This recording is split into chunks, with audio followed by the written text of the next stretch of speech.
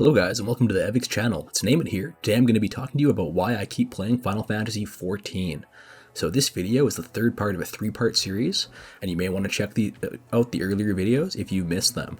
So in my first video I talked about why I moved to Final Fantasy XIV from World of Warcraft and other MMORPGs.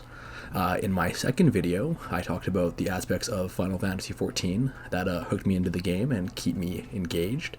And finally today, I have the pleasure of talking to you all about the things in Final Fantasy XIV that keep me playing in the endgame. So, I just want to start off by saying that I absolutely love Final Fantasy XIV, and there are so many things that I could list off here. But to be honest, that could take hours, and you know what? Nobody has time for that. So I'm just going to list a few things that I do at max level that I really enjoy, and I hope that this is informative and interesting for everyone here.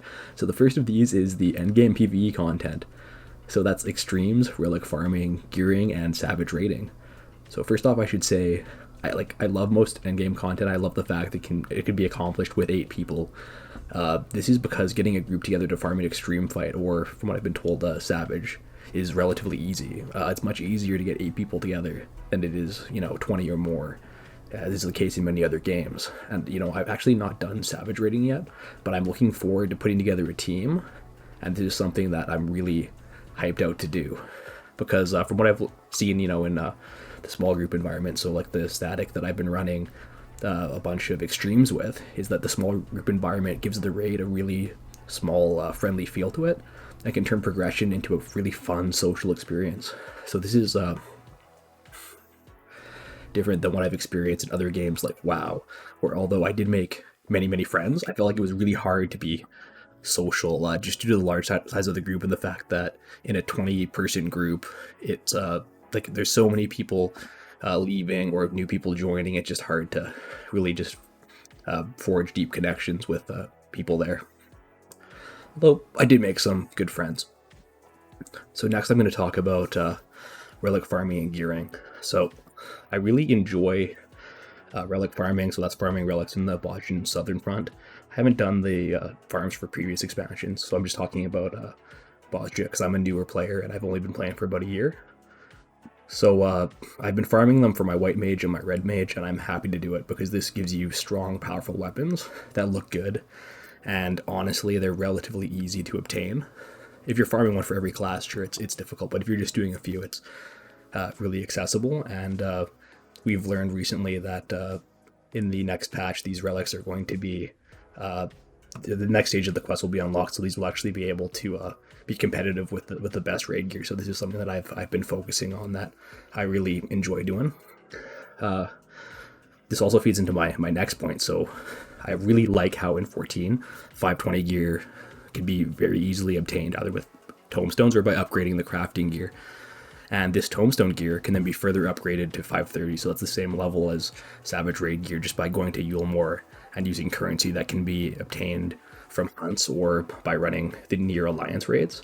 So that makes gearing relatively easy, which is something that I like because it means I'm not obligated and players are not obligated, to be raiding all the time or doing, savages or ultimates to get the best gear. And this is nice because many players are very busy in their in their personal lives, and they just cannot commit to set times for a static. And this is a game design philosophy that I really agree with. Coming from World of Warcraft, I believe people should not be forced to run content that they do not enjoy, as I felt was often the case, in that game, in order to be competitive.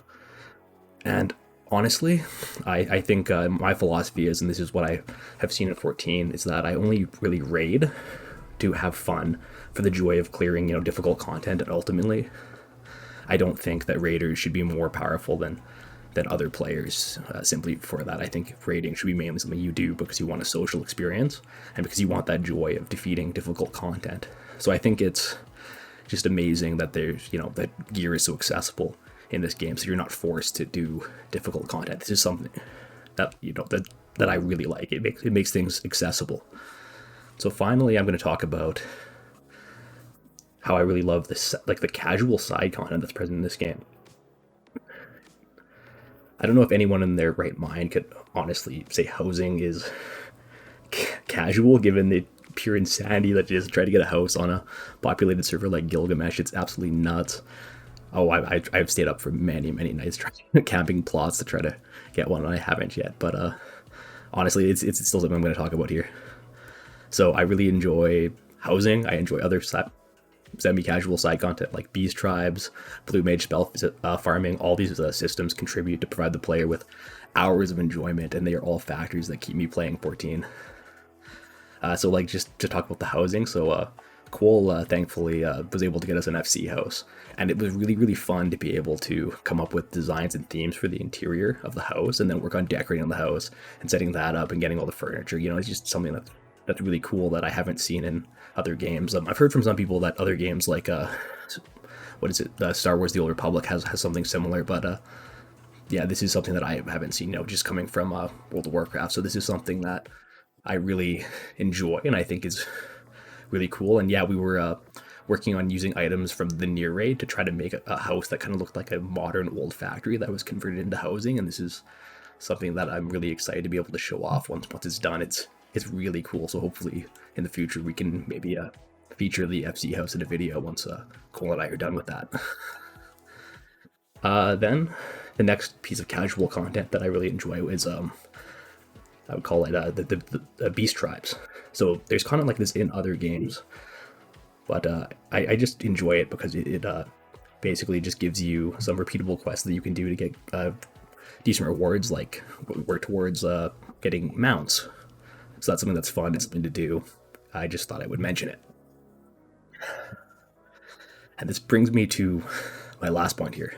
So I love Blue Mage. Blue Mage is so cool. Like, it's so neat, and I've never seen anything like this in another game. So just being able to rerun old content, learn spells from enemies, and then use those spells to create OP combos to blow through that content and farm old content just really adds a certain level of replayability and a cool factor to the game.